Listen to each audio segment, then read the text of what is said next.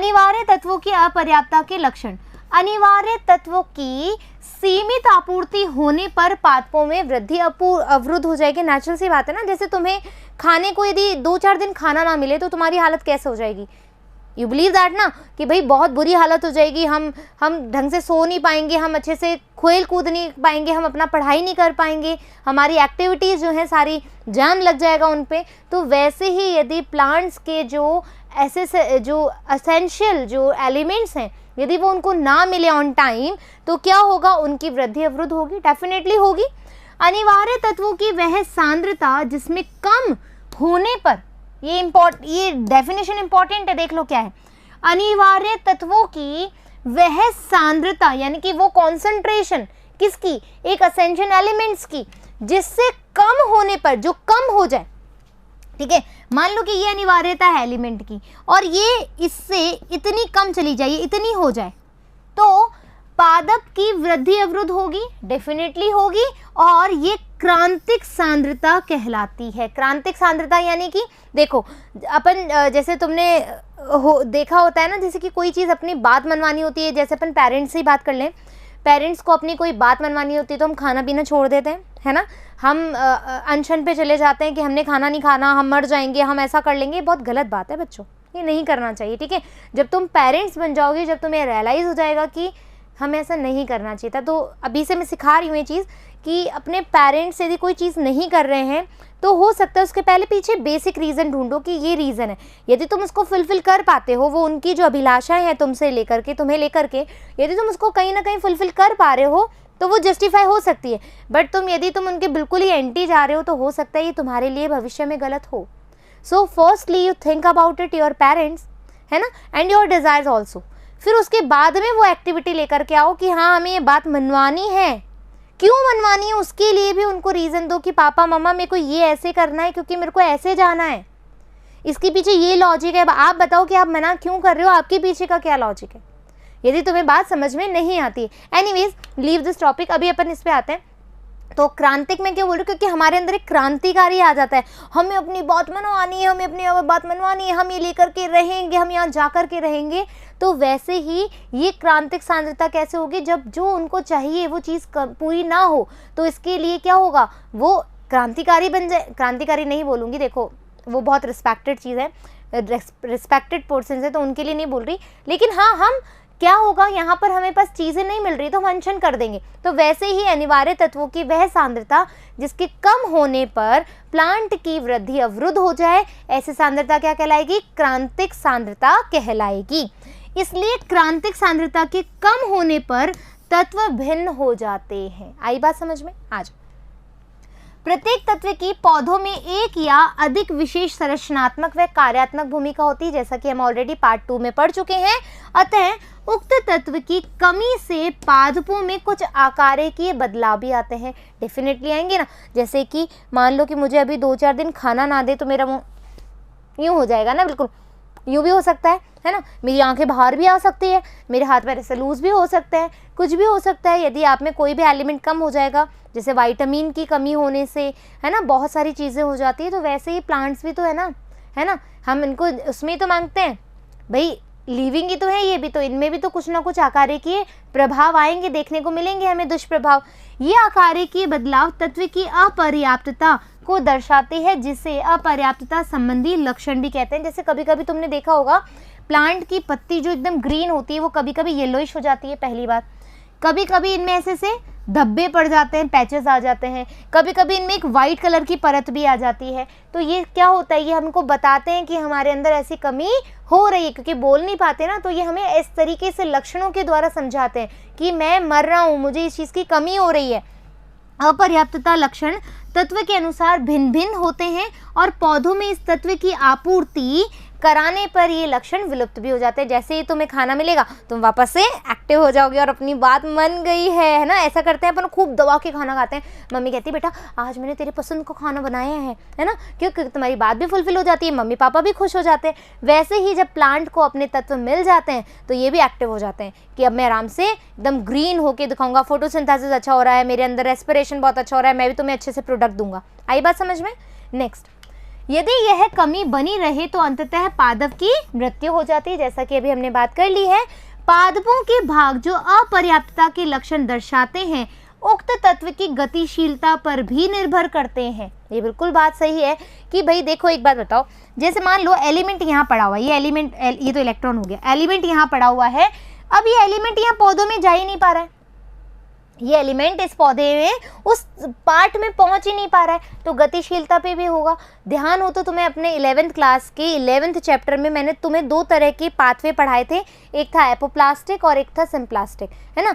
Apoplast में side से जा रहा था और सिम्प्लास्ट में अंदर की तरफ होकर के जा रहा था, याद आ रहा है। एपोप्लास्ट में अपन चैनल्स के द्वारा, क्योंकि वो मेम्ब्रेन को क्रॉस नहीं कर पा रहा था, सिम्प्लास्ट में आराम से कैस्पेरियन को क्रॉस कर लिया था, जो कहाँ पर पहुँचा रहा था, जाइलम तक।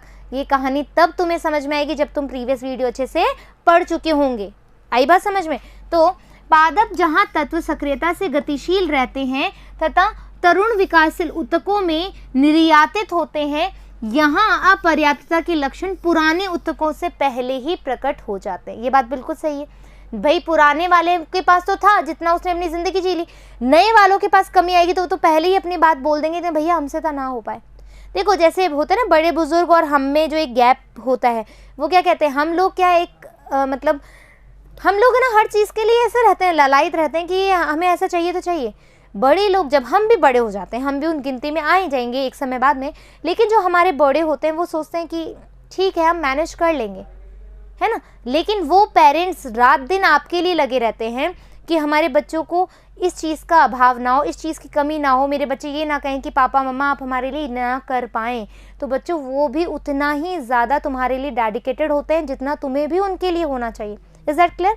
सो पहले ही प्रकट हो जाएंगे लक्षण। उदाहरण के लिए नाइट्रोजन, पोटेशियम, मैग्नीशियम अपर्याप्तता के लक्षण सर्वप्रथम जिरेमान पत्तियों में प्रकट करते हैं। यदि नाइट्रोजन, पोटेशियम और मैग्नीशियम की कहीं कमी होगी तो वो कौन करेगा? जो जिरेमान पत्तियां होंगी वो प्रकट कर देंगी। पुरानी पत्तियों में जिन जैव अणुओं में से ये तत्व होते हैं विखंडित होकर के नई पत्तियों तक गतिशील किया जाता है। ये तो तुम्हें 11th क्लास में बताया था मैंने कि जो पुराना प्लांट है वहाँ से पोषण निकाल करके हम नए प्लांट को देते हैं। देते कि नहीं देते? हमारे जो पेरेंट्स हमारे लिए बना के जाते हैं, फिर हमको मिलता है, फिर हमारे से हमारी जनरेशन को मिलता है, यही तो होता है। तो हमें बचाते हैं ना हमारे पेरेंट्स अपनी चीज़ें दे करके, वही चीज़ यहाँ पर है। जब तत्व अगतिशील होते हैं और वयस्क अंगों से बाहर अभिगमित नहीं होते हैं तो अपर्याप्तता लक्षण नई पत्तियों में भी दिखाई देंगे। यदि हमें पुराने से, हमारे बड़ों से ही हमें चीज़ नहीं मिलेगी तो वो हम तक भी नहीं पहुंच पाएगी, फिर हमें उसको अर्न करना पड़ेगा। सेम हियर, यहाँ पर भी ऐसा हो रहा है। यदि पुराने चीज़ों से ही हमें, प्लांट से ही हमें, पुरानी पत्तियों से ही हमें चीज़ें नहीं मिल रही है, पोषण नहीं मिल रहा है, तो उसका असर हमें न्यू लीव्स पर देखने को मिलेगा। आ जाओ, उदाहरण के लिए तत्व कैल्शियम कोशिका की संरचनात्मक इकाई का भाग है, ये तो हमने पढ़ लिया है, आसानी से रूपांतरित नहीं हो सकता। पौधों के खनिज पोषण का यह पहलू कृषि और उद्यान विज्ञान के लिए आवश्यक है और महत्वपूर्ण भी है। बहुत ज़रूरी ना जानना कि हमारा प्लांट कैसे ग्रो करता है, क्या आवश्यक है, किस तरीके के लक्षण दिखाई दे रहे हैं। पौधों द्वारा दर्शाए जाने वाले अपर्याप्तता लक्षणों के अंतर्गत क्लोरोसिस, दाग धब्बे लग जाते हैं, नेक्रोसिस, टूट करके पत्तियां गिर जाती है, अवरुद्ध पादप वृद्धि, प्लांट की वृद्धि नहीं हो पाती है, अपरिपक्व पत्तियां प्रॉपर तरीके से, जैसे कभी कभी क्या लीव्स जैसे उग रही होती है और वो फटाफट से फोल्ड हो जाती है, वो प्रॉपर इस तरीके से शेप में नहीं आती है, तो अपरिपक्व पत्तियां। कलिकाओं का झड़ना, मान लो ये एक नई बड़ आई है और ये उगने से पहले ही, मतलब इसमें जो फ्रूट निकले या कुछ भी निकले वो पहले से झड़ जाए। कोशिका विभाजन का रुकना, अभी तुम्हें याद हो तो पैक्टेट के रूप में हमने कैल्शियम की बात करी थी सेल डिवीजन में, ठीक है। तो वहां पर यदि कैल्शियम नहीं होगा तो कोशिका विभाजन भी नहीं होगा, डेफिनेटली ये बात सही है। आ जाओ आगे। पत्तियों में क्लोरोफिल का ह्रास से पीलापन आना क्लोरोसिस कहलाता है, ये हमने बात करी थी, पैचेस आ जाते हैं। ये लक्षण nitrogen, potassium, Mg, sulphur, ferrous, manganese, zinc, molybdenum की कमी से होते हैं। कैल्शियम, मैग्नीशियम और कॉपर और पोटेशियम की कमी से नेक्रोसिस, ऊतकों में मुख्य रूप से पत्तियों की मृत्यु हो जाती है। NKS, मोलिब्डेनम की अनुपस्थिति से इनके निम्न स्तर के कारण कोशिका में विभाजन नहीं होता है, ये हम ऑलरेडी पढ़ चुके हैं। तुम्हें बस ये चीज़ें जो है जहाँ पर तुमने नोट्स बनाओगे वहीं पर ही तुम ये नोट डाउन कर लेना ताकि चीज़ें और आसान हो जाएगी। कुछ तत्व जैसे नाइट्रोजन, सल्फर, मॉलिब्डेनम की सांद्रता कम होने के कारण पुष्पन भी देरी से आता है, यानी कि जो हमारा फ्लोरोसिस होता है, मतलब जो फ्लावरिंग होने वाली होती है, वो फ्लावर नहीं आ पाता है। उपरोक्त विवरण से आप देख सकते हैं कि किसी भी तत्व की अपर्याप्तता के कई लक्षण प्रकट होते हैं। बहुत सारे लक्षण होते हैं ना, जैसे क्लोरोसिस कर दिया, कहीं पर पत्तियां झड़ गई, कहीं पर बर्ड गिर गई, है ना, कहीं पर मत्तियां आगे बढ़ ही नहीं रही है, पहले से ही अपनी लाइफ को खराब कर रही है। और ये लक्षण एक या विभिन्न तत्वों की अपर्याप्तता से हो सकते हैं। जरूरी नहीं है कि एक ही चीज़ से हो सकता है नाइट्रोजन और सल्फर एक साथ कम हो तो चीज़ें आ रही हो, कभी कभी हो सकता है एक ही तत्व की कमी से भी आ रहे हों। अतः अपर्याप्त तत्व को पहचानने के लिए पौधों के विभिन्न भागों में प्रकट होने वाले लक्षणों का अध्ययन करना बहुत ज़रूरी है और उपलब्ध और मान्य तालिका की तुलना करना भी ज़रूरी है। सूक्ष्म पोषक की आवश्यकता। सूक्ष्म पोषकों की अनिवार्यता न्यून मात्रा में होती है, बहुत कम डिमांड चाहिए होती है, मतलब बहुत कम डिमांड में होते हैं, लेकिन मामूली कमी से भी अपर्याप्तता के लक्षण व अल्प वृद्धि देखी जा सकती है या आवश्यकता उत्पन्न कर सकती है। दूसरे शब्दों में सांद्रताओं के संकीर्ण परिसर में ही कोई तत्व अनुकूलतम होता है। किसी खनिज आयन की वह सांद्रता, सुन लो, किसी खनिज आयन की वह सांद्रता जो उत्तकों के शुष्क भार में 10% की कमी करे उसे आविश माना गया। तुम्हें पूछ लिया जाए आविश क्या है, क्वेश्चन आ सकता है नीट में, तो तुम बोलोगे जब 10% से भी कम हो तो वो आविश की स्थिति होती है किसी भी खनिज तत्व की। इस तरह की क्रांतिक सांद्रता, क्रिटिकल कॉन्सेंट्रेशन, विभिन्न सूक्ष्म मात्रिक तत्वों के बीच में भी भिन्न भिन्न होती है, अलग अलग देखी जाती है। आवश्यकता के लक्षणों की पहचान मुश्किल होती है क्योंकि बहुत कम अमाउंट में होता है ना, ट्रेस अमाउंट में होता है ये। अलग अलग पादपों के तत्वों की आवश्यकता का स्तर भी भिन्न होगा, डेफिनेटली है, उसका जो रेशो है वो भी अलग होगा। कई बार किसी एक तत्व की अधिकता दूसरे तत्व के अधिग्रहण को भी अवरुद्ध करती है। जैसे होता है ना, एक चीज की अधिकता हो रही है तो वो दूसरे की कमी को भी कहीं ना कहीं अफेक्ट करेगी, ये बात बिल्कुल सही है। यदि एक ग्रोथ करता है तो दूसरा उससे कहीं ना कहीं प्रभावित होता है, ये हमारी जिंदगी से भी रिलेट करती है बात। नेक्स्ट, उदाहरण के लिए मैग्नीज की आवश्यकता के मुख्य लक्षण है भूरे धब्बों का आविर्भाव होना, मतलब आविर्भाव होना, और जो क्लोरोटिक शिराओं के द्वारा घिरी रहती है।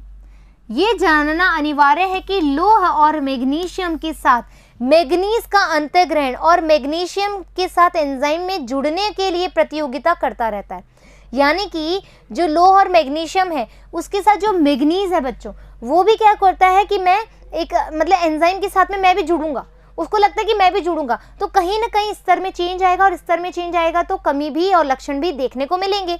मैग्नीज स्तंभ शीर्ष में कैल्शियम स्थानांतरण को बाधित करता है। आ गई बात, मतलब यहाँ पर तुम्हारा मैग्नीज का स्तर बढ़ा और यहाँ पर ये क्या कर रहा है, कैल्शियम के स्थानांतरण को अवरुद्ध भी कर रहा है। आई बात समझ में? इसलिए मैग्नीज की अधिकता से लौह, मैग्नीशियम और कैल्शियम की कमी हो जाती है। आगे बात समझ में जो भी अपने बात करी। अतः जो लक्षण हमें मैग्नीज की कमी से प्रतीत होते हैं वास्तव में वो लौह, मैग्नीशियम और कैल्शियम की कमी से होते हैं। तो इस तरीके से देखो, हर चाहे वो छोटा सा हो बंदा या बड़ा हो, जैसे एक बड़ी ऑफिस है उसमें छोटे हेल्पर से लेकर के बड़े डायरेक्टर तक सबका अपना अपना काम होता है। यदि कोई भी एक काम ज़्यादा या कम करता है तो उसका प्रभाव उस कंपनी पर पड़ता है।